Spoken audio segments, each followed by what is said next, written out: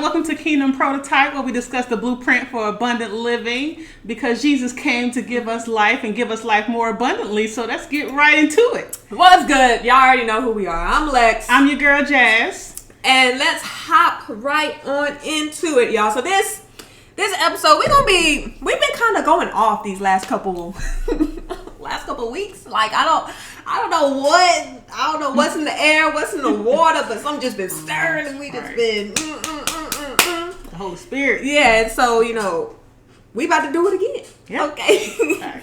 And this one, I know that we are very passionate about. We're gonna be talking about the misconceptions of God, because I feel like God is the most misunderstood being, person, whatever you want to call it, ever. Right. He is so misunderstood, and I just know that breaks his heart. Yeah. Because as humans, do you like to feel misunderstood? No, I don't. Definitely don't. Because the therapist in me is coming out. Because when we feel misunderstood, we feel unseen. We feel unheard. And do you like to feel unseen and feel unheard? No. So God don't like to feel unseen. I'm already going off. Feel unseen and feel unheard. And I think the thing is, a lot of people don't realize that God has emotions. Ooh! You know what I'm saying? So, like you were just saying, the same way that it hurts our feelings when we feel unseen and unheard and misunderstood, it hurts God's feelings. Yes. How can we have emotions and he not, if we're made in his image? Yeah, facts. And also, a lot of people purposely misunderstand God because they don't like what comes with God. They don't. Wait, say it again. Now for the people in the back. And I feel like a lot of people purposely misunderstand him because they don't like all the things that come with him. They like what he could potentially do for them, but they don't like what comes with him. They don't like the rules. They don't like the accountability. So they purposely try to misunderstand or misconstrue, Yeah. Is that a word? That's what Misconstrue his words and everything, which is very hurtful. Yeah. Which is very, very hurtful. Because he's like, I'm just here to protect you. Right. Like, just imagine, like, if, any of y'all have kids out there, like, having a child who's just constantly in rebellion to you, and all you want to do is love on them, and you have their best interests at heart, and they're constantly rebelling against you. Constantly just giving you a hard time. Basically, that's the same thing that we're doing to God. We purposely, some of us are out here purposely misunderstanding him because we don't like the rules. We don't like the accountability. And it's the same way it's like parents and their children. Yeah. And just imagine how a parent would feel. Like, very hurtful. I'm not even a parent, and it would be, just thinking about it would be extremely hurtful. Yeah. Because it's not like you're trying to, harm them, or you don't have ill intent. You don't have ill intent. It's like you truly have their best interests at heart, and you can see things that they can't see. Yeah. So some of what you do, some of what you say, some of the parameters that you put in place is solely for their protection. That's good, because the thing is, we all know God can see beginning from the end, but even if from a human perspective, even as parents, sometimes they can see where you headed because they've been there. Oh! They've been there. So, you know what I'm saying? Like, they try to prevent you from making some of the same mistakes that they made growing up. And here you are, I'm stepping on my own toes, right now too, but, and here you are as their child, rebellion, not knowing that they have your best interest, or maybe not believing. You probably know, but maybe you don't fully believe they have your best interest at heart. So it's the same thing with God. Not only he ain't just like have like experience like that your parents have growing up, and they're trying to help you to not have those experiences. He know where you headed. He know where you been, and he know where you headed because he know from beginning to the end. Exactly. Oh, that's good though, because he also know. All right, see, now this my jam, because he also knows that. Have you ever heard? I don't remember who said it. But someone's like, some of y'all at the altar and y'all need healing and deliverance, and it's your fault. Because God put a parameter in place. God told you no to something, and you disregarded it and did your own thing anyway. And now here you are praying for Jesus, heal me. And blaming him. And blaming him at the same time. At the same time. At the same time. At the same time. That's extremely hurtful. Just imagine that. Yeah. All I wanted to do was protect you. Yeah. All I wanted to do was prepare you for where I'm taking the promised land that I have for you. With them big old grapes flowing with milk and honey. Y'all know what I preach. Pulling from abundance in your finances, having abundance in your relationships, and having abundance in your purpose. That's what he wants. He should try and protect you so that you can get there. You can operate in your fullest capacity. Right. But we too busy. Rebellion. Yeah. Because don't tell me what to do. I'm grown. Right. We don't like the rules. Don't like the accountability. Because we're, like you said, we grown and we got this. We can handle this. You know what I'm saying? We don't need God all in our business. You know. Facts. And and then we just, most times as us humans, we end up heading for destruction. And then, like you said, we get to the point where we pleading and begging for him to get us out of certain circumstances while blaming him at the same time. And he's like, I never intended for you to even be there, bro. Right. And then when he do pull us out, here we go again. It's a never-ending cycle. Yeah. So our point is, like, just be mindful that God has emotions too. Like, we're literally made in his image. The same way you wouldn't constantly, well, most decent people wouldn't constantly, treat people wrong who have only treated them right. That's or good. They know have their best interests at heart. It's the same way with God. Like, I just feel like we should look at him in a more personal light because that's who he is. He's very personal. Yes, he is. Now that's my jam. He is very personal. He is authentic. And he wants you to see that. And he wants you to be authentic with him. Very well. Okay, so first misconception, God doesn't have emotions, is what most people think. Right. Like, God don't got no emotions. He's God. But the truth is, God does have emotions. He feels hurt. His feelings get hurt. Right. And one of the scriptures that come to my mind is when somewhere in Genesis, when he was just basically talking about how he pretty much regretted making humans. Like, he was that hurt that in their mind it was constantly evil. Everything they thought about was evil. And he basically said, I regret ever creating them. Just imagine God getting to the point where he's and he even said he was grieving in his heart. So just imagine, like, so basically I'm saying it's biblical. He definitely has feelings.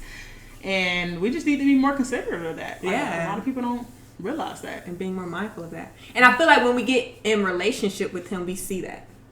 Like, we see...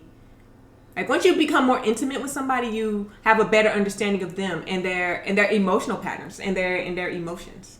Right? And so some of that with God comes in relationship. As you get more intimate with him, as you get more authentic with him, like, you begin to be mindful. First of all, see his emotions, but then also be mindful of his emotions. And so the same way, when we're in relationship with people, somebody you care about, you're not intentionally trying to hurt their feelings, right? You're not intentionally trying to hurt them. It's the same way we can approach God. Like, you know what? I want to, I don't know, cuss somebody out. Yeah. But I'm not going to, because I know that would hurt God, because it's like my child, Yeah. So I can go on and on about that one. But yeah, so what's another misconception? I would say that. Oh, go ahead. I was gonna say another misconception is people viewing God as a genie.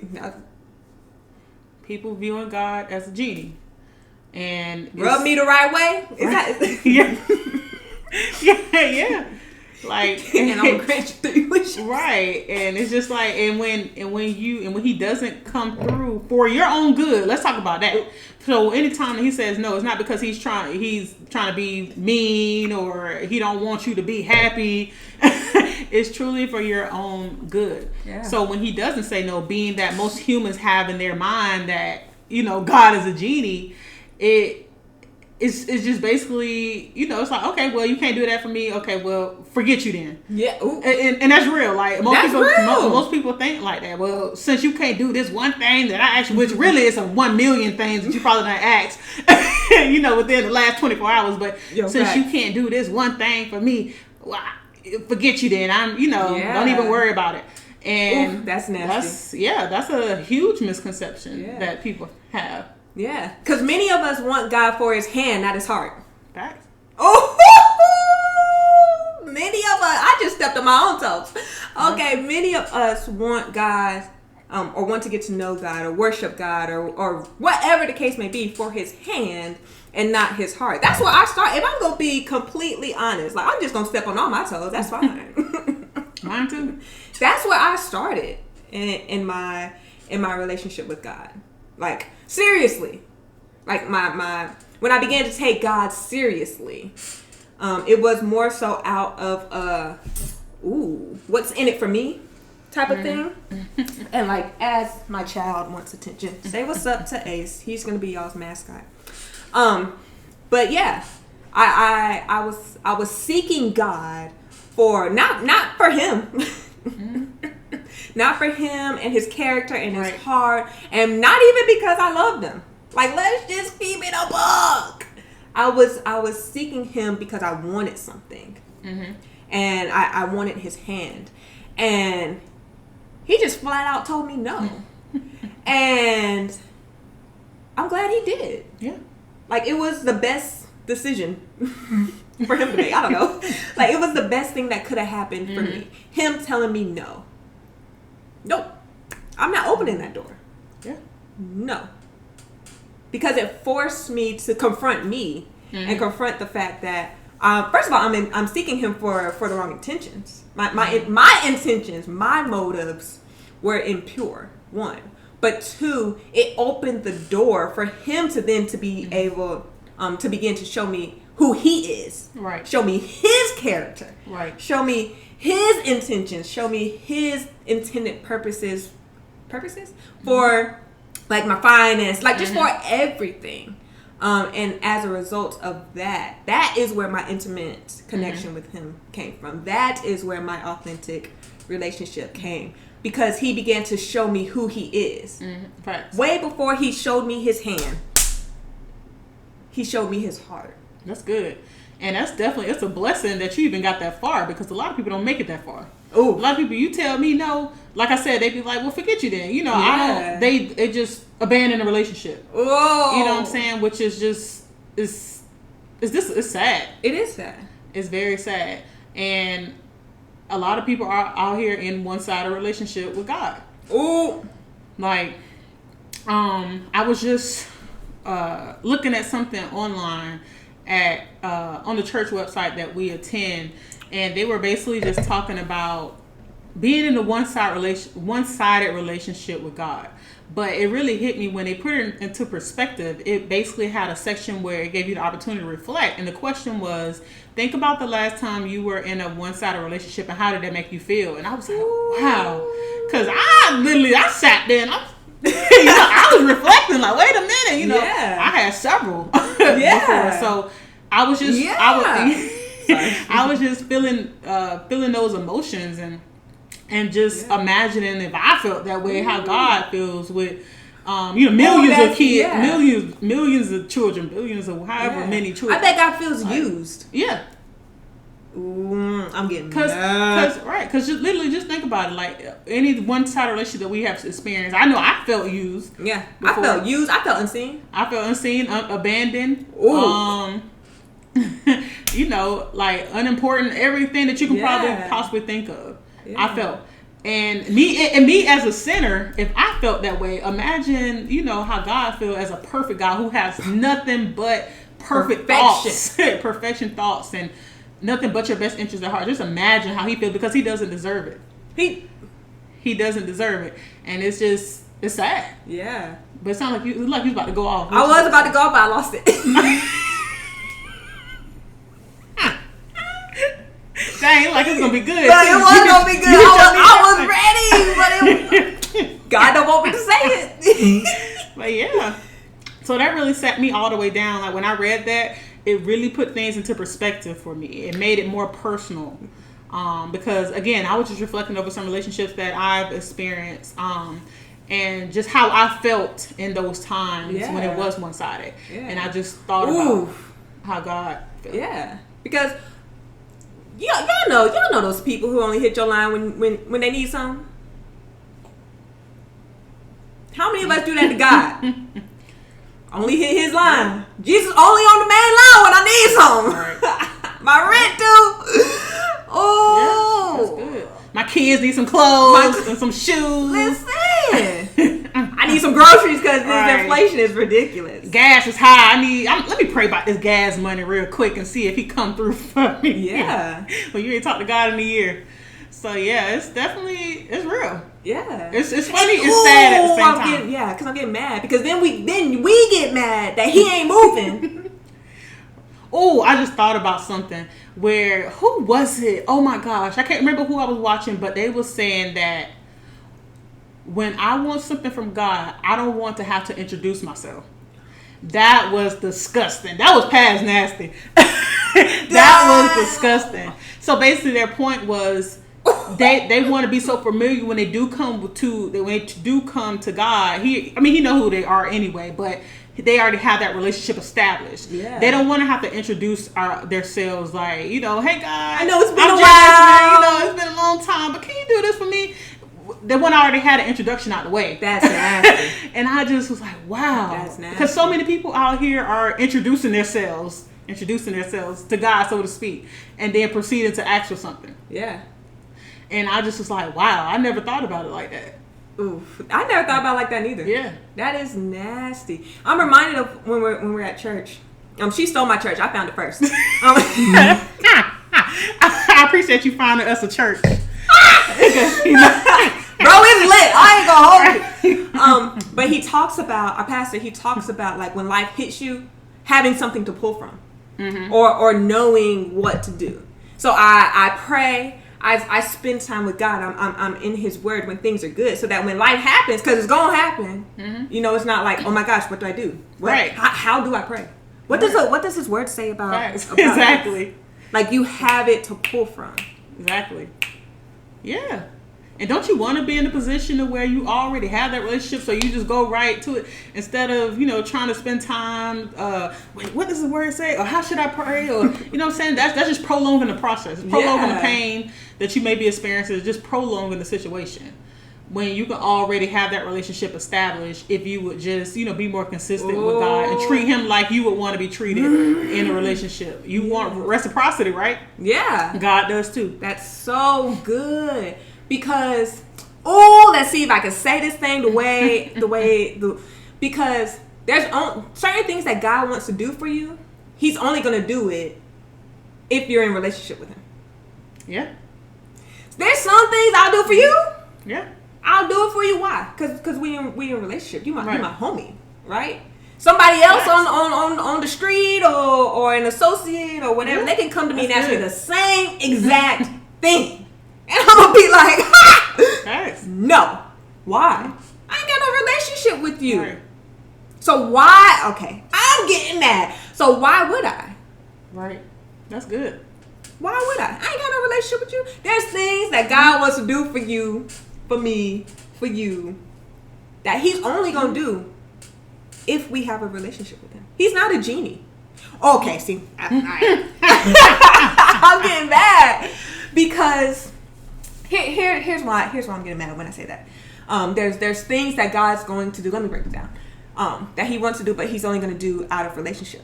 Because there's some things that we can only do with Him. Mm-hmm. And so how can I be out here working for God, building something without Him? Right. Am I making sense? Is it coming out of my mouth the way that I feel it in my brain? I ain't gonna be able to repeat it, but I hope you ain't know me to repeat it. Yeah, help me. I feel like I'm following you. Yeah, like we have to be in a relationship with Him. You want to live a life of abundance? Guess where that comes from? Your relationship with God. Yeah, relationship is very, very important, and even making it more personal. Like for people our age, the young people, where you might be in a relationship with somebody.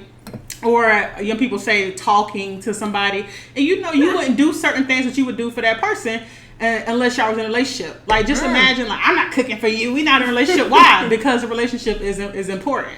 Like you know what I'm saying? It's so basically what I'm saying. It's along those same lines. It's along those same lines. Relationship with God is extremely, extremely important. Because like you said, it's a lot of things that we just won't be able to do without that foundation laid. We're not going to be able to tap into it. Right. Because we're not going to be able to maintain it. The promised land requires God.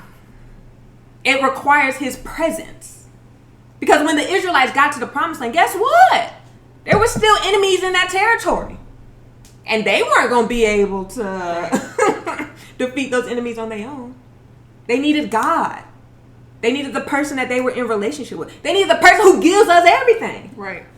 The same thing for your promised land. They got enemies in it. I'm sorry. I'm sorry to bust your bubble. With abundant living comes problems. Yeah. It does. I'm sorry. But why? Because when we ain't got no problems, we don't need God. Facts. That's good. Like I'm trying to hold it together. That's good. So my point is, I'm following. My point is, in order for you to get to where you're trying to go, you need God, and you need relationship, and you need to know Him for Him, Right. and not for what He can give you. You need to know that He'll never leave you or forsake you, because there's gonna be times when you're gonna feel like He done left you. Yeah.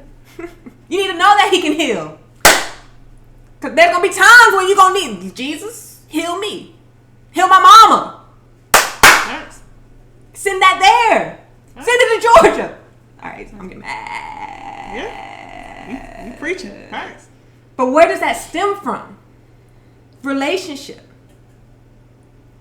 Because just imagine if everything that you knew about God was only associated with His hand. So when